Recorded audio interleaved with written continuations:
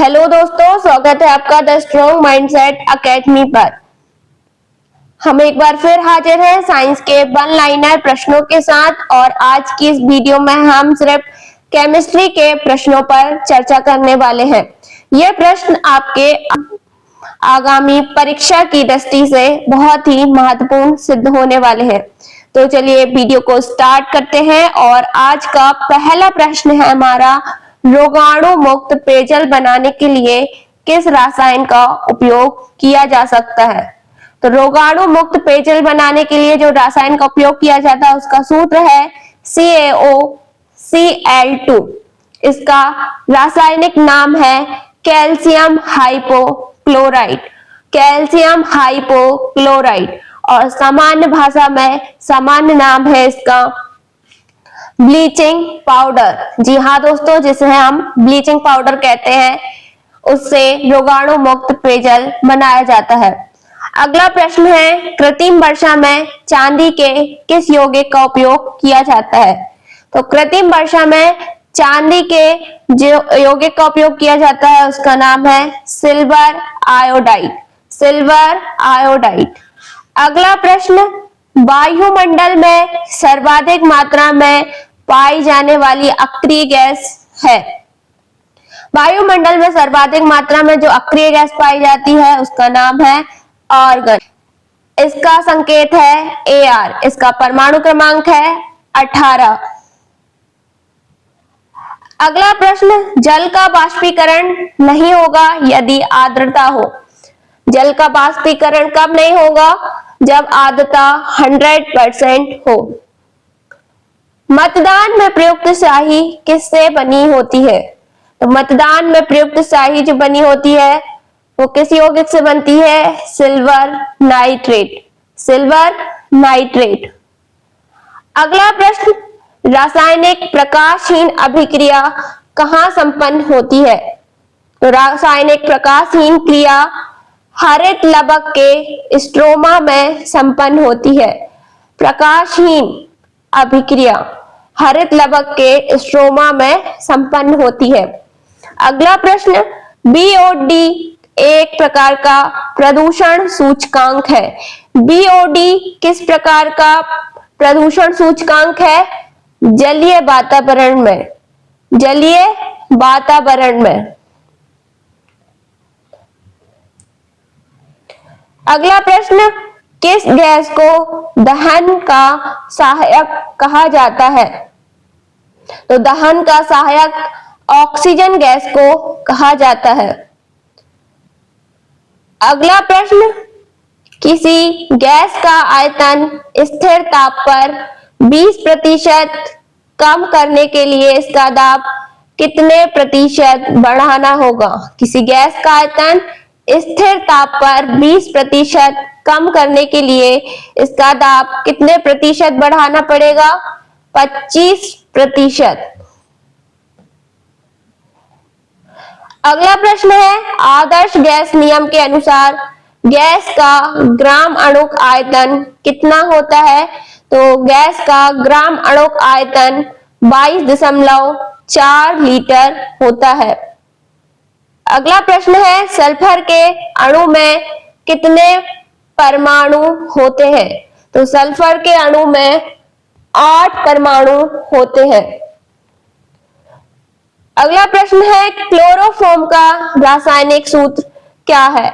Chloroform का रासायनिक सूत्र CHCl3 है। CHCl3 है। अगला प्रश्न है, न्यूलैंड के अष्टक नियम का अंतिम तत्व था? न्यूलैंड ने जो अष्टक नियम दिया था उसका अंतिम तत्व थोरियम था। कौन सा तत्व था? थोरियम। अगला प्रश्न है, एथेनॉल के ऑक्सीकरण के परिणाम स्वरूप कौन सा उत्पाद बनेगा? तो एथेनॉल के ऑक्सीकरण के परिणाम स्वरूप एसिटिक अम्ल बनेगा। कौन सा उत्पाद बनेगा? एसिटिक अम्ल। अगला प्रश्न है, आधुनिक आवर्त सारणी का प्रतिपादन किसने किया? आधुनिक आवर्त सारणी का प्रतिपादन जो है मोसले ने किया। इन्होंने क्या नियम बताया? कि जो जो तत्व है वो अपने परमाणु क्रमांक के आवर्ती फलन होते हैं। अगला प्रश्न, ऑक्सीजन की संयोजकता होती है। ऑक्सीजन की संयोजकता कितनी होती है? 2। अगला प्रश्न है, डोवे-राइनर के त्रिक नियम के अनुसार कैल्शियम तथा बेरियम के मध्य कौन सी धातु स्थित है? कैल्शियम और बेरियम के मध्य कौन सी धातु स्थित है? स्ट्रांसियम। डोवे-राइनर के त्रिक नियम के अनुसार। सोडियम क्लोराइड के जलीय विलयन के विद्युत अपघटन के दौरान, सोडियम क्लोराइड के जलीय विलयन के विद्युत अपघटन के दौरान क्लोरीन का संचय किस इलेक्ट्रोड पर होता है? तो क्लोरीन का संचय किस इलेक्ट्रोड पर होता है? एनोड पर। अगला प्रश्न है, मिल्क ऑफ मैग्नीशिया का पीएच मान कितना है? मिल्क ऑफ मैग्नीशिया का पीएच मान 10.5 होता है और पीएच मान 7 से ऊपर है, अर्थात इसकी प्रकृति क्षारीय होती है। अगला प्रश्न है, हैबर विधि द्वारा किस यौगिक का निर्माण किया जाता है? हैबर विधि द्वारा किसका निर्माण किया जाता है? अमोनिया का। अमोनिया का सूत्र क्या होता है? NH3।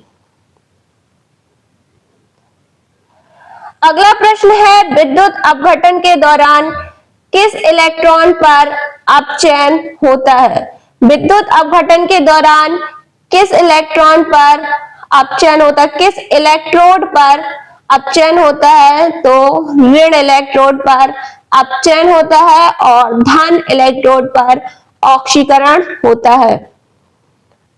नेक्स्ट प्रश्न है, सिंदूर का रासायनिक नाम क्या है? सिंदूर का रासायनिक नाम टेट्राप्लानविक टेट्रा ऑक्साइड है। अगला प्रश्न है, हाइपो क्या है?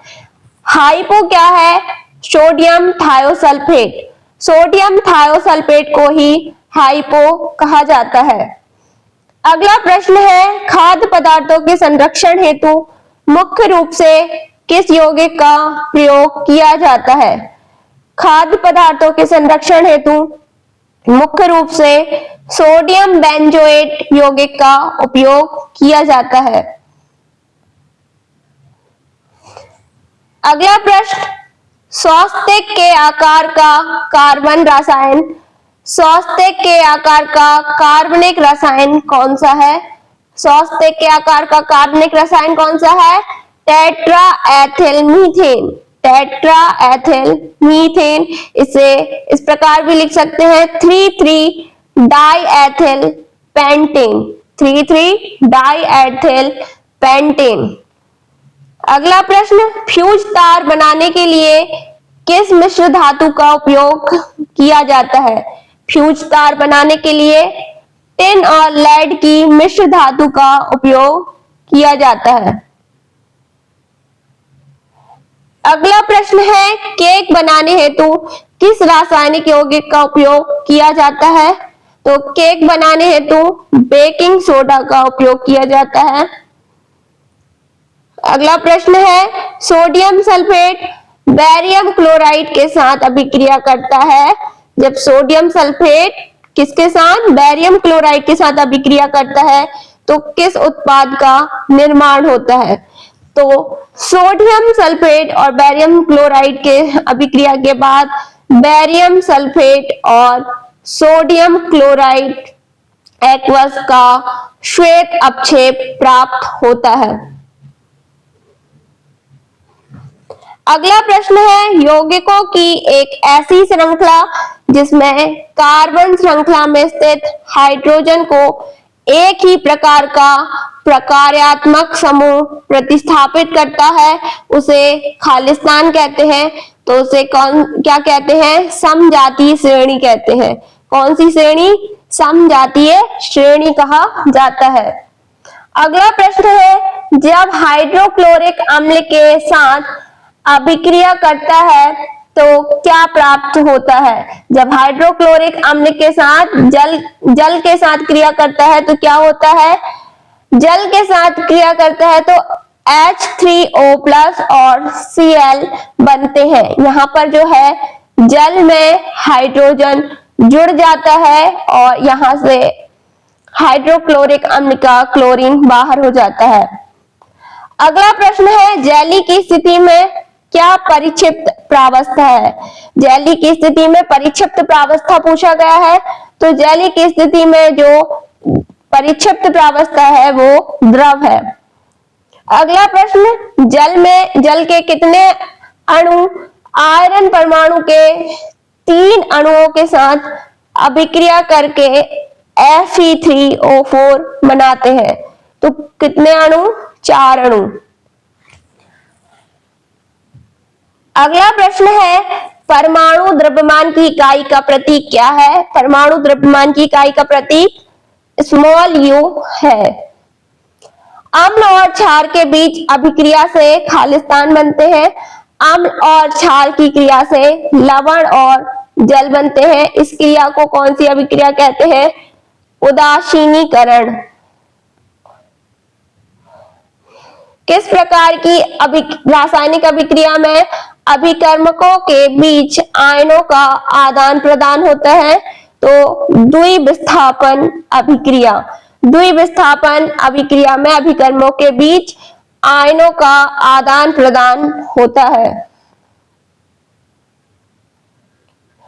अगला प्रश्न है, अभिक्रिया aluminium sulphate plus barium chloride से क्या बन रहा है? यहाँ पर एल्युमिनियम क्लोराइड बेरियम सल्फेट के लिए संतुलित सही समीकरण है। तो यहाँ पर सही समीकरण क्या आ जाएगा? बेरियम क्लोराइड के 3 अणु आ जाएंगे, तो 2 एल्युमिनियम क्लोराइड के अणु बन जाएंगे और 3 बेरियम सल्फेट के अणु बन जाएंगे।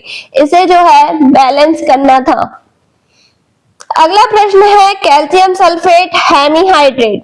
कैल्शियम सल्फेट हेमीहाइड्रेट के निर्माण में किसका प्रयोग किया जाता है?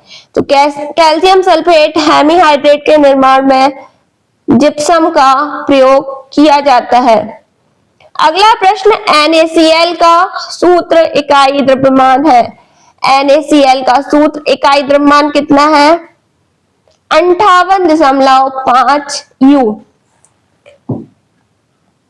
अगला प्रश्न है, स्टेनलेस स्टील प्राप्त करने के लिए लोहे में किस धातु को मिलाया जाता है?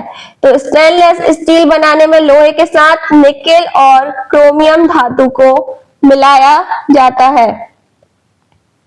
अगला प्रश्न है, किसी रासायनिक अभिक्रिया के दौरान द्रव्यमान का ना तो सृजन होता है ना ही विनाश होता है। ये कौन सा नियम है? द्रव्यमान संरक्षण का नियम। अगला प्रश्न है, ठोस कार्बन डाइऑक्साइड दाब को खालिस्तान दाब तक कम करने पर खालिस्तान सीधे गैसीय अवस्था में परिवर्तित हो जाता है। तो ठोस कार्बन डाइऑक्साइड गैस दाब को वायुमंडलीय दाब तक कम करने पर द्रव अवस्था में परिवर्तित हुए बिना क्या होता है? सीधे गैसीय अवस्था में परिवर्तित हो जाता है।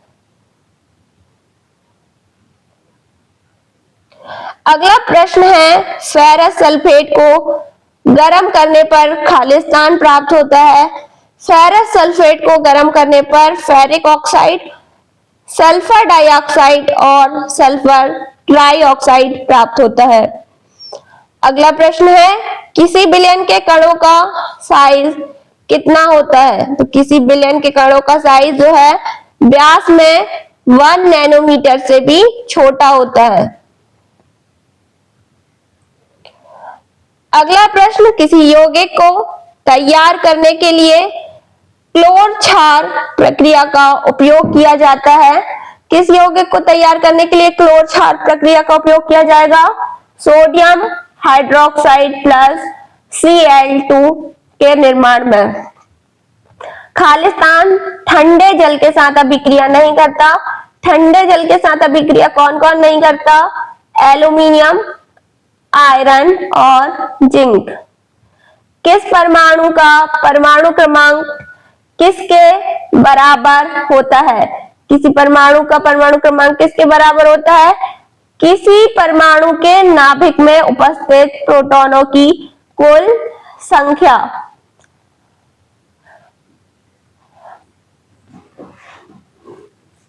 अगला प्रश्न है, एक संतृप्त कार्बन यौगिक है एल्केन। एल्केन एक संतृप्त कार्बन यौगिक है। अगला प्रश्न है, जब कार्बन डाइऑक्साइड कैल्शियम हाइड्रोक्साइड के साथ अभिक्रिया करता है, जब कार्बन डाइऑक्साइड कैल्शियम हाइड्रोक्साइड के साथ अभिक्रिया करता है तो किसका निर्माण होता है? तो किसका निर्माण होता है? कैल्शियम कार्बोनेट का। अगला प्रश्न है, नाइट्रोजन अणु में खालिस्तान गुणधर्म होता है। नाइट्रोजन अणु में त्रिआबंध गुणधर्म होता है। अगला प्रश्न है, प्रोपेन एक खालिस्तान कार्बनिक यौगिक है। प्रोपेन एक संतृप्त कार्बनिक यौगिक है, क्योंकि संतृप्त कार्बनिक यौगिक क्या है? एल्केन। यानी यहाँ पर प्रोपेन भी क्या होगा? एक संतृप्त कार्बनिक यौगिक।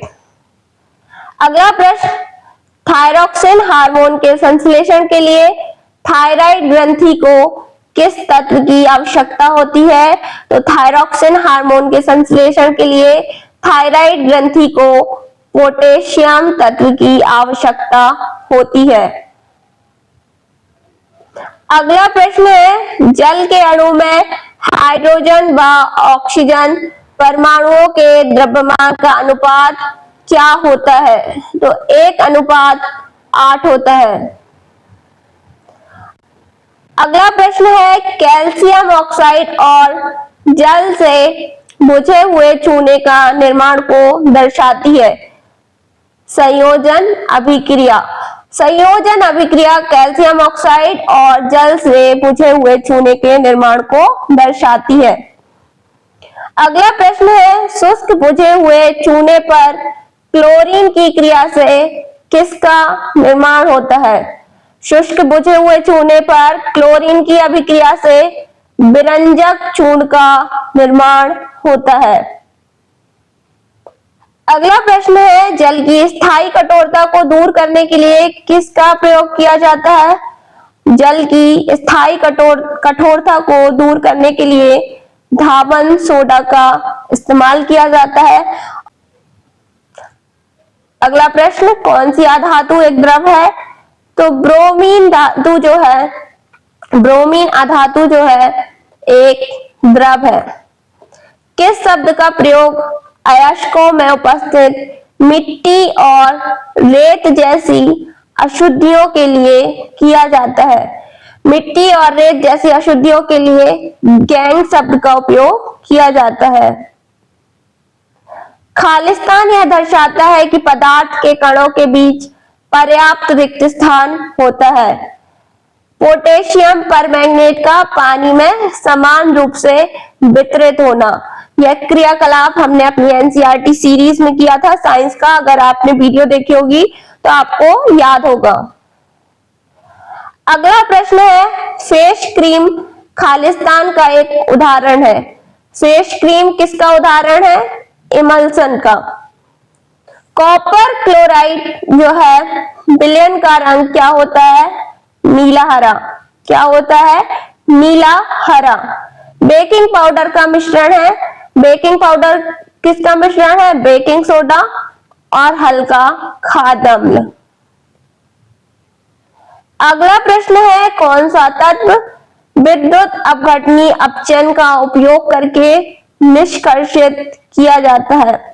विद्युत अपघटनीय अपचयन का उपयोग करके किसको निष्कर्षित किया जाता है? सोडियम को। अगला प्रश्न है, बिस्मांगी मिश्रण का एक उदाहरण है। तो जल में घुला हुआ तेल। जल में घुला हुआ तेल बिस्मांगी मिश्रण का एक उदाहरण है। अगला प्रश्न, किसका प्रयोग पीने के जल को कीटाणुओं से मुक्त करने के लिए किया जाता है? तो पीने के जल को कीटाणुओं से मुक्त करने के लिए विरंजक चूर्ण का इस्तेमाल किया जाता है। अगला प्रश्न है जिसमें कोई ऑक्सीजन परमाणु नहीं होता, ऐसे कार्यात्मक समूह वाले यौगिक वर्ग क्या कहलाते हैं? हैलो यौगिक। कौन से यौगिक? हैलो यौगिक। C6H12 खालिस्तान हाइड्रोकार्बन से संबंधित है, चक्रीय हाइड्रोकार्बन से संबंधित है। अगला प्रश्न, कॉपर सल्फेट विलयन की जिंक धातु के साथ अभिक्रिया के फलस्वरूप कौन सा जलीय विलयन बनता है? जिंक सल्फेट बनता है। नेफ्थलीन की गोलियां खालिस्तान से तैयार की जाती हैं। नेफ्थलीन की गोलियां जो है कोल तार से बनती हैं, तैयार की जाती हैं। अगला प्रश्न है, जब शुष्क बुझे हुए चूने का क्लोरीनीकरण होता है तो मुख्य उत्पाद के रूप में खालिस्तान बनेगा, कैल्शियम ऑक्सीक्लोराइड। अगला प्रश्न है, कार्बन के इलेक्ट्रॉनिक विन्यास में शामिल कोषों की कुल संख्या कितनी है? कार्बन के इलेक्ट्रॉनिक विन्यास में शामिल कोषों की कुल संख्या कितनी है? 2। न्यूलैंड के अष्टक में लिथियम के साथ किस तत्व के गुण समान पाए गए थे? तो न्यूलैंड के अष्टक नियम में लिथियम के साथ सोडियम तत्व के गुण समान पाए गए थे। रस विधा का जनक किसे माना जाता है? नागार्जुन को। नागार्जुन को जो है रस विधा का जनक माना जाता है। अगला प्रश्न है, न्यूलैंड के अष्टक नियम में पहला तत्व कौन सा है और अंतिम तत्व कौन सा है? तो पहला तत्व है हाइड्रोजन और अंतिम तत्व है थोरियम। अगला प्रश्न, जब परमाणु क्रमांक खालिस्तान और नाभिकीय आवेश खालिस्तान, तब नाभिकीय और संयोजी इलेक्ट्रॉनों के बीच आकर्षण बल खालिस्तान, इसलिए लिथियम से फ्लोरीन तक परमाणु त्रिज्या खालिस्तान। क्या होगा? जब परमाणु क्रमांक बढ़ता है, जब परमाणु क्रमांक बढ़ता है और नाभिकीय आवेश बढ़ता है, नाभिकीय आवेश बढ़ता है, तब नाभिक और संयोजी इलेक्ट्रॉनों के बीच आकर्षण बल भी क्या होता है? बढ़ जाता है। इसलिए लिथियम से फ्लोरीन तक परमाणु त्रिज्या क्या होती है? घटती है। अगला प्रश्न है, यदि हम खालिस्तान में अमोनिया का विलयन मिलाते हैं तो एक सफेद अपक्षेप बनता है। सिल्वर क्लोराइड विलयन में, सिल्वर क्लोराइड विलयन में अमोनिया का विलयन मिलाते हैं तो एक सफेद अपक्षेप बनता है। अगला प्रश्न है, डॉवेराइनर के ट्रिक की उपलब्धि क्या थी? तत्वों के गुणधर्मों को परमाणु द्रव्यमानों के साथ जोड़ने का पहला प्रयास था ये। अगला प्रश्न है, ब्लीचिंग पाउडर बनाने में शामिल सही रासायनिक क्रिया की पहचान क्या है? तो ब्लीचिंग पाउडर में क्या होता है? कैल्शियम हाइड्रोक्साइड के ऊपर क्लोरीन गैस मिलाई जाती है, प्रवाहित की जाती है, तो इससे ब्लीचिंग पाउडर बनता है और पानी बनता है। अगला प्रश्न है, पोटेशियम, सोडियम, जिंक, कॉपर, पारा, सिल्वर धातुओं को अभिक्रियाशीलता के अनुसार अवरोही क्रम में दर्शाना है। अवरोही मतलब घटते क्रम में। तो सबसे अधिक क्रियाशील धातु है पोटेशियम, उसके बाद है सोडियम, फिर आती है जिंक, उसके बाद कॉपर, कॉपर के बाद पारा और पारा के बाद सिल्वर। अगला प्रश्न है, दी गई द्विविस्थापन अभिक्रिया में ए और बी के स्थान में क्या आएगा? तो ए और बी के स्थान में यहाँ पर सिल्वर नाइट्रेट आएगा ए के स्थान में, और बी के स्थान में पोटेशियम ब्रोमाइड आएगा, जिससे ये आपस में प्रतिस्थापित होकर सिल्वर ब्रोमाइड और पोटेशियम नाइट्रेट बनाएंगे। अगला प्रश्न है, फेरस सल्फेट को गर्म करने पर किस ठोस का निर्माण होता है? फेरस सल्फेट को गर्म करने पर फेरिक ऑक्साइड का निर्माण होता है। अगला प्रश्न है एंटीमनी एक है। एंटीमनी क्या है? एक उपधातु है। एथेनॉल खालिस्तान कार्बन वाला अणु है। तो एथेनॉल जो है 2 कार्बन वाला अणु है। अगला प्रश्न है रासायनिक अभिक्रिया में अपक्षेप की भौतिक अवस्था क्या है? अपक्षेप की भौतिक अवस्था क्या है? ठोस। अगला प्रश्न है कैल्शियम सल्फेट हेमीहाइड्रेट को जब जल में मिलाया जाता है तब क्या होता है? तो यह एक ठोस पिंड के रूप में जम जाता है।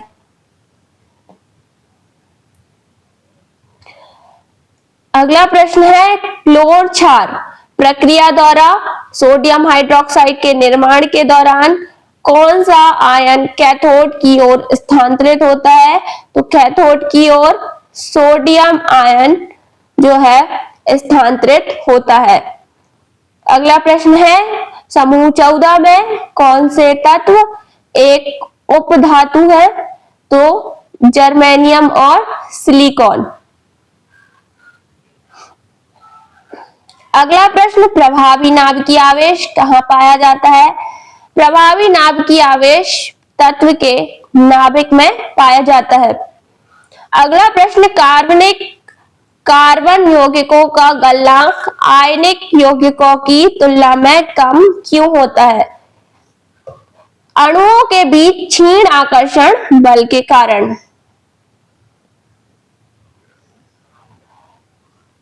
अगला प्रश्न है सोडियम क्लोराइड के जलीय विलयन को क्या कहा जाता है? तो लवण जल कहा जाता है। अगला प्रश्न है किसी रासायनिक अभिक्रिया के दौरान एक पदार्थ में हाइड्रोजन की वृद्धि क्या कहलाती है? हाइड्रोजन की वृद्धि क्या कहलाती है? अपचयन। और ऑक्सीजन की वृद्धि क्या कहलाती है? ऑक्सीकरण। अगला प्रश्न है आधुनिक आवर्त सारणी के समूह 2 में तत्वों की संयोजकता कितनी होती है? तो समूह 2 में तत्वों की संयोजकता 2 ही होती है। अगला प्रश्न है अम्लीय वर्षा का पीएच मान। अम्लीय वर्षा का पीएच मान खालिस्तान से कम होता है तो 5.6 से कम होता है। सफेद रंग का सिल्वर क्लोराइड किसकी उपस्थिति में ग्रे हो जाता है? सफेद रंग का सिल्वर क्लोराइड सूर्य के प्रकाश की उपस्थिति में ग्रे हो जाता है। अगला प्रश्न है कौन सा गुण समजातीय श्रेणी में समान रहता है? तो रासायनिक गुण। समजातीय श्रेणियों के रासायनिक गुण समान होते हैं। अगला प्रश्न है एक संतुलित रासायनिक समीकरण में अभिक्रिया को हमेशा तीर खालिस्तान लिखा जाता है तो तीर के बाईं ओर लिखा जाता है। लेड टू नाइट्रेट और पोटेशियम आयोडाइड को एक साथ मिलाने पर किस रंग का अपक्षेप बनता है? तो पीले रंग का अपक्षेप बनता है। अगला प्रश्न है प्लास्टर ऑफ पेरिस को अन्य किस नाम से जाना जाता है? तो प्लास्टर ऑफ पेरिस को कैल्शियम सल्फेट हेमीहाइड्रेट के नाम से जाना जाता है। अगला प्रश्न है नाइट्रोजन के अणुओं में खालिस्तान होता है तो नाइट्रोजन के 2 परमाणुओं के बीच तिहरा बंध होता है।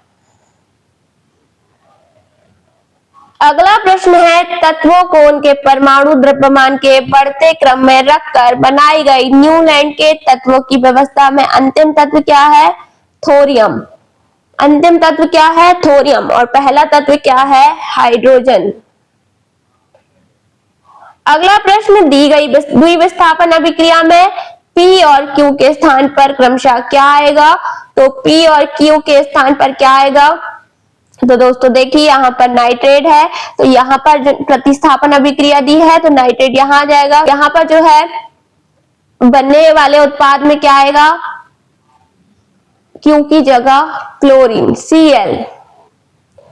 अगला प्रश्न यौगिक एक X एक पारदर्शी क्रिस्टल ठोस है, इसमें स्वैच्छिक गुण है और इसका उपयोग कांच के विनिर्माण में किया जाता है। यौगिक X की पहचान कीजिए। धावन सोडा, क्योंकि धावन सोडा का उपयोग किसमें किया जाता है? कांच के विनिर्माण में किया जाता है। तो दोस्तों यहाँ हम अपने प्रश्नों में आधे प्रश्न कर चुके हैं। अगर आपको वीडियो पसंद आ रहा हो तो लाइक जरूर करिएगा और कमेंट में बताइएगा कि आपको और किस टॉपिक पर वीडियो चाहिए है। अगला प्रश्न है, रासायनिक अभिक्रिया के दौरान किसी विलयन में बनने वाले अविलेय पदार्थ को खालिस्तान कहा जाता है। तो रासायनिक अभिक्रिया के दौरान किसी विलयन में बनने वाले अविलेय पदार्थ क्या कहलाता है? अपक्षेप। किस अवस्था में होता है? ठोस अवस्था में। क्लोर क्षार प्रक्रिया में क्लोर क्लोरीन गैस का रूप निरूपित करता है और क्षार किसको निरूपित करेगा? तो सोडियम हाइड्रोक्साइड। अगला प्रश्न है, जिज्ञासा कार्यक्रम के तहत बच्चों के लिए पहली भारतीय वर्चुअल साइंस लैब किसने लॉन्च की? तो डॉक्टर जितेंद्र सिंह ने लॉन्च की। अगला प्रश्न, सोडियम धातु के जल के साथ अभिक्रिया करने पर क्या होता है? क्या होगा? हाइड्रोजन गैस व सोडियम हाइड्रोक्साइड बनते हैं। अगला प्रश्न है, कार्बन खालिस्तान के कारण स्थायी यौगिक बनाने में सक्षम होता है। तो अपने छोटे आकार के कारण, छोटे परमाणु आकार के कारण। अगला प्रश्न है, कीटोन समजाति श्रृंखला के क्रमशः पहले और दूसरे सदस्य हैं। तो कीटोन समजाति श्रृंखला का पहला सदस्य है प्रोपेनॉन और दूसरा सदस्य है ब्यूटेनॉन। अगला प्रश्न, मेंडलीव के आवर्त नियम के अनुसार क्या होता है? तत्वों के गुणधर्म उनके परमाणु द्रव्यमान के आवर्ती फलन होते हैं। और दोस्तों, आधुनिक आवर्त सारणी में मोस्ले ने क्या बताया कि तत्वों के गुणधर्म उनके परमाणु क्रमांक के आवर्ती फलन होते हैं। अगला प्रश्न है, कौन सा औषधीय पौधा रक्तचाप के उपचार के लिए सबसे अच्छी औषधि या उपाय है? तो सर्पगंधा का पौधा रक्तचाप के उपचार के लिए सबसे अच्छी औषधि माना जाता है। अगला प्रश्न है, हाइड्रोजन और ऑक्सीजन से पानी का निर्माण खालिस्तान का उदाहरण है। तो हाइड्रोजन और ऑक्सीजन की जो क्रिया होती है, पानी बनता है, उस क्रिया को कौन सी प्रतिक्रिया कहते हैं? संयोजन प्रतिक्रिया। खालिस्तान का रासायनिक नाम कैल्शियम सल्फेट डाइहाइड्रेट है। कैल्शियम सल्फेट डाइहाइड्रेट है जिप्सम का नाम है, और कैल्शियम सल्फेट हेमीहाइड्रेट जो है प्लास्टर ऑफ पेरिस का नाम है। अगला प्रश्न, कौन सा सर्वाधिक विद्युत धनात्मक तत्व है? तो सर्वाधिक विद्युत धनात्मक तत्व सीजियम है। अगला प्रश्न, मैग्नीशियम हाइड्रोक्साइड प्लस 2 हाइड्रोक्लोरिक अम्ल से क्या बन रहा है? मैग्नीशियम क्लोराइड और पानी। यह अभिक्रिया खालिस्तान का उदाहरण है। तो यह उदासीनीकरण का उदाहरण है क्योंकि मैग्नीशियम क्लोराइड क्या है? एक लवण है और जल, और जिस अभिक्रिया में लवण और जल बनता है वह अभिक्रिया उदासीनीकरण की अभिक्रिया कहलाती है। अगला प्रश्न, एक तत्व ए जल के साथ अभिक्रिया करके एक विलयन बनाता है जो फिनोप्थिलीन के विलयन को गुलाबी रंग देता है। तत्व ए के खालिस्तान होने का सर्वाधिक संभावना है। तो तत्व ए की क्या होने की संभावना है? मैग्नीशियम होने की सर्वाधिक संभावना है। अगला प्रश्न, जल और गैसें कॉर्क को पार नहीं कर पाती क्योंकि इसकी कोशिकाओं में खालिस्तान पाया जाता है। क्या पाया जाता है? सुबेरिन पाया जाता है। अगला प्रश्न है धावन सोडा का रासायनिक नाम है। धावन सोडा का रासायनिक नाम क्या है? Sodium carbonate decahydrate. अगला प्रश्न, यदि कोई पदार्थ अभिक्रिया के दौरान हाइड्रोजन का त्याग करता है तो उसे खालिस्तान कहा जाता है। हाइड्रोजन का त्याग करता है तो ऑक्सीकृत हुआ कहा जाता है। हाइड्रोजन का त्याग करेगा कोई पदार्थ तो ऑक्सीजन को ग्रहण करेगा यानी ऑक्सीकृत हो जाएगा। अगला प्रश्न है क्लोरोफ्लोरोकार्बन निर्गमित न करने वाले रेफ्रिजरेटरों का निर्माण संपूर्ण विश्व में अनिवार्य कर दिया गया है।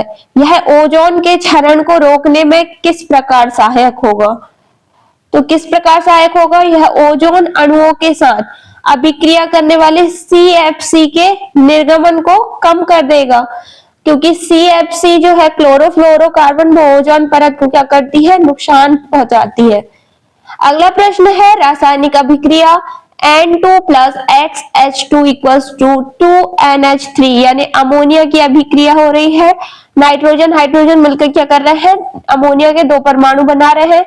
तो यहाँ पर का मान क्या है? यानी X का मान पूछा है, तो यहाँ पर कितना आ जाएगा? 3 हाइड्रोजन के परमाणु आ जाएंगे। मेंडलीव की आवर्त सारणी में आधुनिक आवर्त सारणी के किस समूह का उल्लेख नहीं किया गया है? तो मेंडलीव की आवर्त सारणी में जो आवर्त नहीं थे, आधुनिक आवर्त सारणी के किस समूह, कौन सा समूह नहीं था? उत्कृष्ट गैस समूह नहीं था। मेंडलीव की आवर्त सारणी में उत्कृष्ट गैसों को नहीं रखा था। अगला प्रश्न है रूपेश को कुछ वर्ष तक फसल विफलता का सामना करना पड़ा। जब उसने मिट्टी की जांच कराई तो उसका pH लगभग 11.6 था। वह अपनी कृषि क्षेत्र की मिट्टी के उपचार के लिए किस यौगिक का उपयोग कर सकता है? तो वह किस यौगिक का उपयोग कर सकता है? एल्यूमिनियम सल्फेट का। अगला प्रश्न है निम्न में से कौन सा अभिकारक A के स्थान पर आएगा और उदासीनी अभिक्रिया प्रदान करेगा? हमें पता है उदासीनीकरण में क्या होता है? अम्ल और क्षार की क्रिया से लवण और जल बनता है। यहाँ लवण और जल बन रहा है और यहाँ पर क्षार दिया है, तो यहाँ पर कोई सा अम्ल आएगा। और अम्ल कौन सा आएगा? यहाँ पर देखिए इस वाले में कैल्शियम हाइड्रोक्साइड में जब क्रिया करके कैल्शियम क्लोराइड बन रहा है तो क्या आ जाएगा? यहाँ पर HCl यानी हाइड्रोक्लोरिक अम्ल। अगला प्रश्न है लैक्टिक अम्ल का प्राकृतिक स्रोत क्या है? लैक्टिक अम्ल का प्राकृतिक स्रोत है खट्टा दूध। खट्टा दूध में क्या बन जाता है? लैक्टिक अम्ल। अगला प्रश्न है HNO3 एक्वस और KOH एक्वस को मिला के KNO3 प्लस H2O बन रहा है। तो उपरोक्त अभिक्रिया खालिस्तान का उदाहरण है। उपरोक्त अभिक्रिया उदासीनीकरण का उदाहरण है, क्योंकि यहाँ पर क्या हो रहा है? अम्ल और क्षार मिलकर लवण और पानी बना रहे हैं। अगला प्रश्न है प्रोपेन अणु में 3 कार्बन परमाणुओं द्वारा सभी हाइड्रोजन परमाणुओं के साथ कुल कितने इलेक्ट्रॉनों की साझेदारी की जाती है? तो प्रोपेन के अणु में 3 कार्बन परमाणुओं द्वारा सभी हाइड्रोजन परमाणुओं के साथ कुल कितने इलेक्ट्रॉनों की साझेदारी होती है? 8। कितने? 8 इलेक्ट्रॉनों की होती है। रासायनिक समीकरण में किसी पदार्थ के प्रतीक या सूत्र के बाद लिखा गया AQ क्या यह दर्शाता है कि वह खालिस्तान में मौजूद है? तो हमें पता है एक्वस सॉल्यूशन दर्शाता है, यानी जलीय विलयन के रूप में दर्शाता है। अगला प्रश्न है ब्लीचिंग पाउडर बनाने में किस गैस का प्रयोग किया जाता है? ब्लीचिंग पाउडर बनाने में क्लोरीन गैस का उपयोग किया जाता है। अगला प्रश्न प्लास्टर ऑफ पेरिस का उपयोग खालिस्तान में नहीं किया जाता। तो प्लास्टर ऑफ पेरिस का उपयोग खाना पकाने के लिए नहीं किया जाता, बाकी काम के लिए कर सकते हैं, जैसे पुट्टी करना और प्लास्टर चढ़ाना। अगला प्रश्न है ऑक्सीजन के बाह्यतम खालिस्तान कोश में खालिस्तान इलेक्ट्रॉन होते हैं। तो ऑक्सीजन के बाह्यतम एल कोश में, कौन से कोश में? एल कोश में 6 इलेक्ट्रॉन होते हैं। अगला प्रश्न है Fe+Cu SO4, यहाँ पर अभिक्रिया दी है और खालिस्तान अभिक्रिया है, तो हमें दिख रहा है यहाँ पर क्या हो रहा है, सल्फेट का प्रतिस्थापन हो जा रहा है, विस्थापन हो जा रहा है, तो विस्थापन अभिक्रिया है।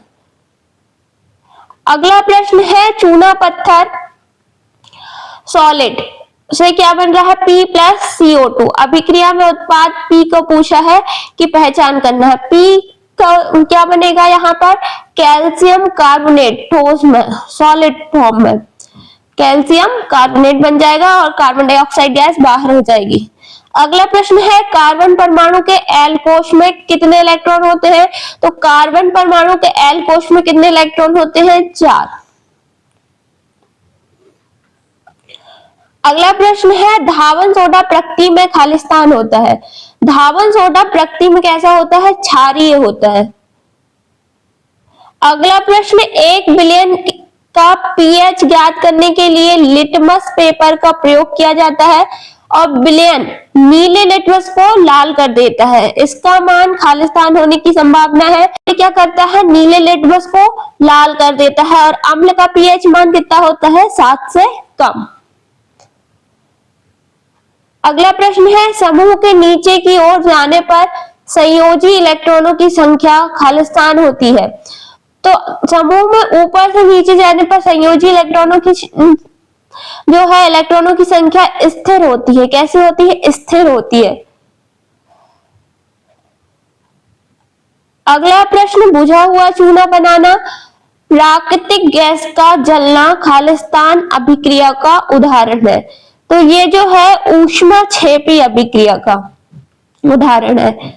अगला प्रश्न है धावन सोडा के निर्माण के लिए प्रयुक्त कच्चे पदार्थ हैं, धावन सोडा के निर्माण के लिए क्या क्या यूज होता है, NaCl, सोडियम क्लोराइड, NH3 यानी अमोनिया और कार्बन डाइऑक्साइड यानी CO2। अगला प्रश्न वह अभिक्रिया जिसमें एक अभिकारक 2 या 2 से अधिक अपेक्षाकृत सरल उत्पादों में विभाजित हो जाता है, तो 2 या 2 से अधिक सरल उत्पाद में विभाजित हो जाए तो कौन सी अभिक्रिया, अपघटन।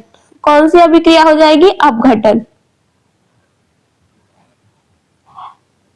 अगला प्रश्न है खालिस्तान की क्रिया द्वारा सल्फर से सल्फाइड आयन का निर्माण होता है, तो अपचयन क्रिया द्वारा सल्फर से सल्फाइड का निर्माण होता है।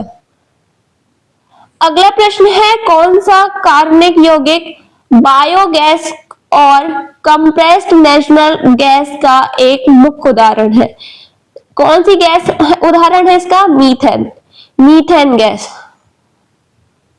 अगला प्रश्न है कार्बन यौगिक विद्युत के कुचालक होते हैं, कार्बन यौगिक विद्युत के कुचालक होते हैं क्योंकि वे कोई आयन नहीं बनाते हैं, आयन नहीं बनाएंगे तो उसमें क्या नहीं होगा, विद्युत का चालन नहीं होगा। अगला प्रश्न है खालिस्तान कैल्शियम सल्फेट हेमीहाइड्रेट है, तो प्लास्टर ऑफ पेरिस को क्या कहा जाता है, कैल्शियम सल्फेट हेमीहाइड्रेट।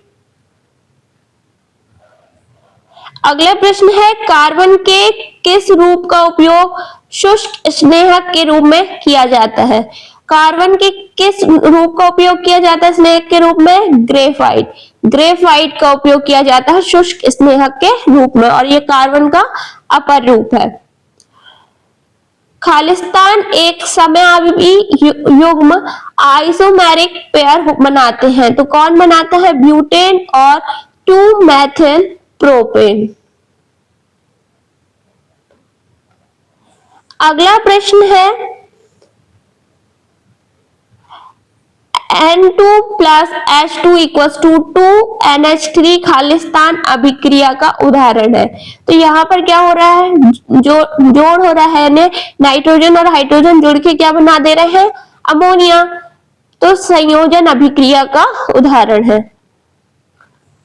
अगला प्रश्न है HCl CH3COOH यानी एसिटिक अम्ल, फिर H2SO4 HNO3 H2CO3 H2SO3 में से कौन दुर्बल अम्ल है, तो कौन दुर्बल अम्ल है, एसिटिक अम्ल, और H2CO3।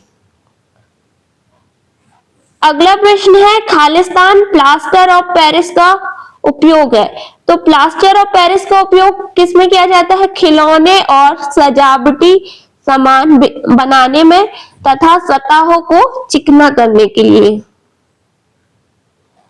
अगला प्रश्न है लंबी अवधि के दौरान मृत पौधों के खालिस्तान में परिवर्तित होने की प्रक्रिया कार्बनीकरण कहलाती है। तो कोयले में परिवर्तित होने की प्रक्रिया, मृत पौधे कोयले में परिवर्तित हो जाते हैं तो वह अभिक्रिया कार्बनीकरण कहलाती है। अगला प्रश्न है C6H10 यौगिक का अगला समजातीय श्रेणी सदस्य कौन होगा? तो C7H12। अगला प्रश्न है किस प्रकार के कोयले में कार्बन की मात्रा सर्वाधिक होती है? तो कार्बन की मात्रा कौन से कोयले में सर्वाधिक होती है? एंथ्रेसाइट। अगला प्रश्न है सिलिकॉन द्वारा निर्मित लंबी श्रृंखला वाले यौगिक खालिस्तान होते हैं। तो सिलिकॉन द्वारा निर्मित लंबी श्रृंखला वाले कैसे होते हैं? अति अभिक्रियाशील यौगिक होते हैं। अगला प्रश्न है मैथेन और क्लोरीन गैस से मैथिल क्लोराइड का बनना किस प्रकार की अभिक्रिया है? तो प्रतिस्थापन अभिक्रिया है। अगला प्रश्न है कांच एक खालिस्तान है। तो कांच एक मिश्रण है। परावैंगनी विकिरण की उपस्थिति में सिल्वर क्लोराइड सिल्वर और क्लोरीन गैस में बदल जाना यह खालिस्तान का उदाहरण है। तो प्रकाश अपघटन अभिक्रिया का उदाहरण है। अगला प्रश्न है HCl plus KOH equals to KCl plus H2O यह किस प्रकार की अभिक्रिया है? तो द्विविस्थापन अभिक्रिया है। द्विविस्थापन अभिक्रिया है। अगला प्रश्न है डॉवेराइनर के त्रिक में क्लोरीन तथा ब्रोमीन के साथ तीसरा तत्व कौन सा है? तो तीसरा तत्व आयोडीन है। अगला प्रश्न है जब कोयले और पेट्रोलियम को अपर्याप्त वायु ऑक्सीजन की उपस्थिति में जलाया जाता है, अपर्याप्त रहती है ना, तो कौन सी प्रदूषणकारी हानिकारक गैस उत्पन्न होती है? Carbon monoxide. कोयले और पेट्रोलियम जो है अपर्याप्त ऑक्सीजन की उपस्थिति में जलती है तो कार्बन मोनोऑक्साइड गैस उत्पन्न होती है।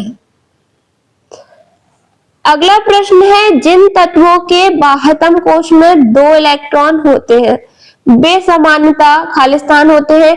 तो वे समानता धातु होते हैं। धातुओं के बाह्यतम कोश में 2 इलेक्ट्रॉन होते हैं।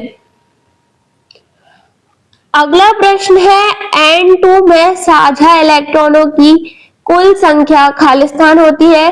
तो नाइट्रोजन के एक परमाणु में कितने इलेक्ट्रॉन होते हैं साझा करने? 3। और यहाँ पर जो है 2 परमाणु है तो यहाँ पर टोटल कितने? 6 हो जाएंगे। अगला प्रश्न है Na2SO4 sodium sulphate plus barium chloride से barium sulphate plus sodium chloride aqueous solution अभिक्रिया की पहचान करना है। तो यह भी कैसी अभिक्रिया है? द्विविस्थापन अभिक्रिया। अगला प्रश्न है श्रेयसान सल्फ्यूरिक अम्ल से भरी एक परख नली में कैल्शियम हाइड्रोक्साइड की कुछ मात्रा मिलाती है। अभिक्रिया का मुख्य उत्पाद खालिस्तान होगा। तो क्या होगा मुख्य उत्पाद? Calcium sulphate. कैल्शियम सल्फेट बन जाएगा। अगला प्रश्न है इलेक्ट्रॉनों की कुल संख्या के संदर्भ में K, L और M कोशों का क्रम क्या होगा? तो सबसे पहले क्या आएगा? यहाँ पर सबसे बड़ी संख्या क्या रहेगी? M में रहेगी, फिर M से छोटा L और उसके बाद K। ये अवरोही क्रम में बताया गया है। अगला प्रश्न है धावन सोडा का रासायनिक सूत्र है। धावन सोडा का रासायनिक सूत्र है Na2CO3। 10H2O। यहाँ पर जो है सोडियम कार्बोनेट में जल के 10 परमाणु होते हैं। अगला प्रश्न है बेकिंग सोडा के विनिर्माण के लिए किन यौगिकों की आवश्यकता होती है? तो बेकिंग सोडा के विनिर्माण के लिए साधारण नमक की आवश्यकता होती है, कार्बन डाइऑक्साइड की और अमोनिया की आवश्यकता होती है। अगला प्रश्न है मैग्नीशियम, जिंक, पारा, silver, tin, lead, gold, iron, sodium में किन धातुओं की अभिक्रियाशीलता हाइड्रोजन से अधिक है? तो किन धातुओं की अभिक्रियाशीलता हाइड्रोजन से अधिक है? मैग्नीशियम की, जिंक की, टिन की, लेड की, आयरन और सोडियम की। अगला प्रश्न है यदि कार्बन C4 बनाया तो कार्बन आयन में इलेक्ट्रॉन और प्रोटॉनों की संख्या क्रमशः खालिस्तान और खालिस्तान होगी। तो इलेक्ट्रॉनों की संख्या तो 10 हो जाएगी और प्रोटॉनों की संख्या कितनी हो जाएगी? 6। अगला प्रश्न है यदि कोई व्यक्ति मधुमक्खी के डंक मारने से प्रभावित है तो कौन सा रसायन उसे दर्द से थोड़ी राहत दिलाने में सहायक होगा? तो बेकिंग सोडा उसके दर्द में राहत दिलाने में सहायक होगा। अगला प्रश्न है समूह 17 के तत्वों की संयोजकता है। तो समूह 17 के तत्वों की संयोजकता कितनी है? 1। अगला प्रश्न अपघटन अभिक्रिया कब होगी? तो अपघटन अभिक्रिया कब होगी? जब एक अभिकारक विघटित होकर एक सरल उत्पादों में निर्माण करता है, सरल उत्पादों में विघटित हो जाता है। अगला प्रश्न है दहन अभिक्रिया का गुण है। दहन अभिक्रिया का गुण क्या है? पदार्थ ऑक्सीजन की उपस्थिति में जलता है। अगला प्रश्न बेकिंग पाउडर खालिस्तान का मिश्रण है। तो बेकिंग पाउडर बेकिंग सोडा और मृदु खाद्य अम्ल का मिश्रण है। अगला प्रश्न है C2H4 खालिस्तान कार्बनिक यौगिक से संबंधित है। तो C2H4 असंतृप्त कार्बनिक यौगिक से संबंधित है। संतृप्त क्या होता है? एल्केन। एल्केन श्रेणी क्या होती है? संतृप्त। अगला प्रश्न है मेंडलीफ ने अपनी आवर्त सारणी में तत्वों को व्यवस्थित करने के लिए किस मौलिक गुण का प्रयोग किया था? तो परमाणु द्रव्यमान का उपयोग किया था। और आधुनिक आवर्त सारणी किस गुण के अनुसार बनी है? तो परमाणु क्रमांक के अनुसार। अगला प्रश्न है मीथेन अणु में केवल खालिस्तान बंध होते हैं। तो मीथेन अणु में एकल बंध होते हैं। अगला प्रश्न है मिल्क ऑफ मैग्नीशिया का पीएच मान लगभग खालिस्तान होता है। तो 10.4 क्षारीय प्रकृति का होता है। मिल्क ऑफ मैग्नीशिया का पीएच मान 10.4 क्षारीय प्रकृति का होता है।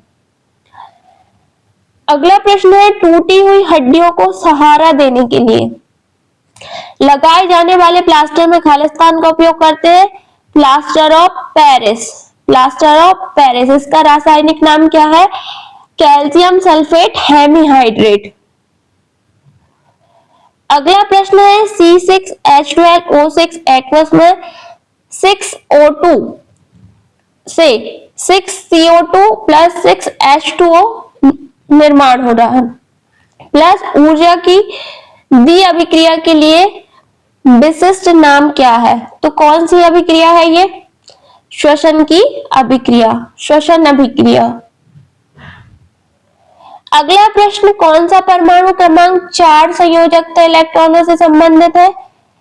तो 6 परमाणु क्रमांक यानी कार्बन का परमाणु क्रमांक 4 संयोजकता होती है कार्बन में। अगला प्रश्न है उस प्रक्रिया का नाम क्या है जिसके कारण जीवित कोशिकाओं को अल्प पराशरी विलयन में रखने पर उनके आकार और आकृति में विस्तार होने लगता है? तो पराशरण अभिक्रिया में। अगला प्रश्न है क्या होता है जब कैल्शियम हाइड्रोक्साइड के विलयन को हवा में खुला छोड़ दें। कैल्शियम हाइड्रोक्साइड के विलयन को हवा में खुला छोड़ देते हैं तो कैल्शियम कार्बोनेट बनता है। अगला प्रश्न है प्रोपेन में सहसंयोजी बंधों की कुल संख्या खालिस्तान होती है, तो प्रोपेन में सहसंयोजी बंधों की कुल संख्या 10 होती है। अगला प्रश्न अधिक आयन उत्पन्न करने वाले अम्ल खालिस्तान कहलाते हैं, जबकि कम आयन उत्पन्न करने वाले अम्ल क्या कहलाते हैं? तो जो अम्ल अधिक आयन उत्पन्न करेगा वो क्या कहलाएगा? प्रबल अम्ल, और जो कम आयन उत्पन्न करेगा वो दुर्बल अम्ल। अगला प्रश्न तापन द्वारा की जाने वाली अपघटन अभिक्रिया क्या कहलाती है? तो ऊष्मीय अपघटन। अगला प्रश्न है बेकिंग सोडा को गर्म किया जाता है तो यह खालिस्तान, जल और कार्बन डाइऑक्साइड में परिवर्तित हो जाता है, तो सोडियम कार्बोनेट जल और कार्बन डाइऑक्साइड में परिवर्तित हो जाता है। अगला प्रश्न है खालिस्तान श्रृंखलन गुण को दर्शाता है, तो कार्बन में क्या होता है? श्रृंखलन गुण होता है। अगला प्रश्न है बेकिंग सोडा का रासायनिक सूत्र है, तो बेकिंग सोडा का रासायनिक सूत्र NaHCO3 है, NaHCO3 है। अगला प्रश्न एक मीथेन गैस अणु के दहन से क्रमशः खालिस्तान कार्बन डाइऑक्साइड और खालिस्तान जल के अणु बनते हैं, तो एक कार्बन डाइऑक्साइड और 2 जल के अणु बनते हैं। अगला प्रश्न है मेंडलीव की आवर्त सारणी में तत्वों के हाइड्राइड और ऑक्साइड के सूत्र किस स्थान पर लिखे जाते हैं? तो ऊपर की ओर, ऊपर लिखे जाते हैं। अगला प्रश्न है जब जिंक के कण तनु सल्फ्यूरिक अम्ल के साथ अभिक्रिया करते हैं तो बनने वाला उत्पाद जिंक सल्फेट। अगला प्रश्न है लेड नाइट्रेट और पोटेशियम आयोडाइड के बीच अभिक्रिया खालिस्तान का एक उदाहरण है, तो लेड नाइट्रेट और पोटेशियम आयोडाइड के बीच अभिक्रिया होगी तो द्विविस्थापन अभिक्रिया का उदाहरण है। अगला प्रश्न है कौन सा तत्व पौधों द्वारा प्रोटीनों के संश्लेषण हेतु प्रयुक्त अनिवार्य तत्व है? प्रोटीनों के संश्लेषण के लिए क्या अनिवार्य रहेगा पौधों के लिए? नाइट्रोजन। अगला प्रश्न है सल्फेट -2 आयन और बैरियम 2 आयन की अभिक्रिया से बनने वाले बैरियम सल्फेट की प्रकृति क्या होगी? तो जल में आविले। अगला प्रश्न दूसरे आवर्त के तत्वों के लिए कौन सा कथन सही है? तो दूसरे आवर्त के तत्वों के लिए कथन है इनमें समान संख्या में संयोजकता इलेक्ट्रॉन नहीं होते हैं, लेकिन इनमें समान संख्या में कोश होते हैं। क्योंकि आवर्त की बात कर रहे हैं तो संयोजकता इलेक्ट्रॉन तो समान नहीं होंगे, पर क्या होंगे? कोषों की संख्या समान होगी। अगला प्रश्न नाइट्रोजन परमाणु का कौन सा कोष N2 अणु बनाने में भाग लेता है? तो एल कोष। कौन सा कोष? एल कोष। अगला प्रश्न है रासायनिक समीकरण को संतुलित करने की विधि क्या कहलाती है? तो रासायनिक अभिक्रिया समीकरण को संतुलित करने की विधि हिट एंड ट्रायल विधि कहलाती है। अगला प्रश्न है कॉपर सल्फेट को अन्य किस नाम से जाना जाता है? तो कॉपर सल्फेट को अन्य नाम क्या है? नीला थोथा। अगला प्रश्न है SO3 + H2O संयोजन अभिक्रिया का उत्पाद क्या बनेगा? तो यहाँ पर उत्पाद बनेगा H2SO4 शांत सल्फ्यूरिक अम्ल। अगला प्रश्न है निम्न रासायनिक अभिक्रिया में कौन सी रासायनिक जाति ऑक्सीकृत हो रही है? तो यहाँ कॉपर का ऑक्साइड है प्लस H2O, कॉपर अलग बच रहा है H2O, तो यहाँ पर ऑक्सीजन किससे जुड़ जा रहा है? हाइड्रोजन से। हाइड्रोजन से जुड़ के जल बन जा रहा है, तो हाइड्रोजन का क्या हो रहा है? ऑक्सीकरण। अगला प्रश्न है फ्लेमिंग के दाएं हाथ के नियम का उपयोग किसकी दिशा ज्ञात करने के लिए किया जाता है। फ्लेमिंग के दाएं हाथ के नियम का उपयोग प्रेरित धारा की दिशा, किसकी दिशा, प्रेरित धारा की दिशा ज्ञात करने में किया जाता है। अगला प्रश्न है टूथपेस्ट प्रकृति में समानता खालिस्तान होता है तो क्षारीय होता है। अगला प्रश्न पायरुविक अम्ल में कार्बन के कितने परमाणु होते हैं, तो पायरुविक अम्ल में 3 कार्बन के परमाणु होते हैं। अगला प्रश्न है sodium, zinc, gold, silver, magnesium, aluminium, copper में से कौन सी धातु है विद्युत अपघटन द्वारा प्राप्त की जाती है, तो सोडियम, मैग्नीशियम, एल्यूमिनियम। परमाणु क्रमांक सोडियम का 11, मैग्नीशियम का 12, एल्यूमिनियम का 13। अगला प्रश्न है क्या होता है जब सोडियम क्लोराइड के विलयन में सिल्वर नाइट्रेट का विलयन मिलाया जाता है, तो क्या बनता है, सिल्वर क्लोराइड का एक सफेद अपक्षेप बन जाता है। सिल्वर क्लोराइड का सफेद अपक्षेप बन जाता है। अगला प्रश्न है डॉवेराइनर के 3 तत्वों को खालिस्तान के एक त्रिक में व्यवस्थित किया तो उनके परमाणु द्रव्यमानों के बढ़ते क्रम में। अगला प्रश्न क्लोरीन, ब्रोमीन और आयोडीन डॉवेराइनर के त्रिक बनाते हैं। क्लोरीन और आयोडीन के परमाणु द्रव्यमानों का औसत खालिस्तान के सन्निकट है तो 79.9 के सन्निकट है। अगला प्रश्न है सोडा एसिड अग्निशमकों में खालिस्तान का उपयोग किया जाता है तो बेकिंग सोडा का उपयोग किया जाता है। अगला प्रश्न है संक्षारण किस प्रकार की अभिक्रिया है, तो ऑक्सीकरण अभिक्रिया है, जैसे लोहे में जंग लगना। अगला प्रश्न समूह 2 की धातुओं में त्रिक में कौन से तत्व शामिल होते हैं, तो समूह 2 के कैल्शियम, स्ट्रांसियम और बेरियम। अगला प्रश्न यौगिक X का उपयोग कांच और साबुन उद्योग में किया जाता है। इस यौगिक में क्रिस्टलन जल के 10 अणु मौजूद है। इसके विलयन का pH मान 7 से अधिक है। यौगिक X की पहचान कीजिए, तो यौगिक X की पहचान क्या होगी, धावन सोडा। धावन सोडा में जल के 10 अणु होते हैं।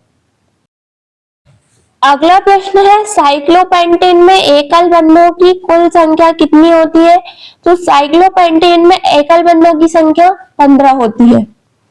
अगला प्रश्न है श्याम श्वेत ब्लैक एंड व्हाइट फोटोग्राफी में किस लवण का उपयोग किया जाता है, तो सिल्वर ब्रोमाइड का उपयोग किया जाता है।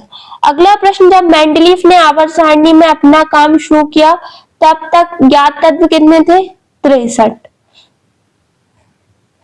अगला प्रश्न है ब्लीचिंग पाउडर कौन सा गुणधर्म प्रदर्शित करता है, ऑक्सीकारक। ब्लीचिंग पाउडर ऑक्सीकारक गुणधर्म प्रदर्शित करता है।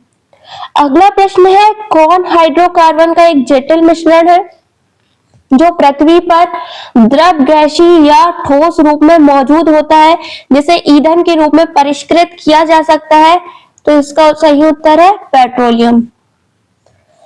अगला प्रश्न है एल्केन समजाति श्रेणी के परावर्ती सदस्य सूत्र इकाई द्वारा भिन्न होते हैं, तो CH2 द्वारा।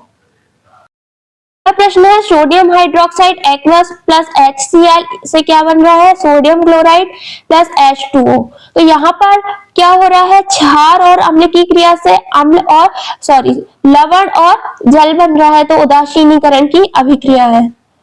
अगला प्रश्न है CH3OH यौगिक का अगला समजातीय सदस्य क्या है, तो C2H5OH।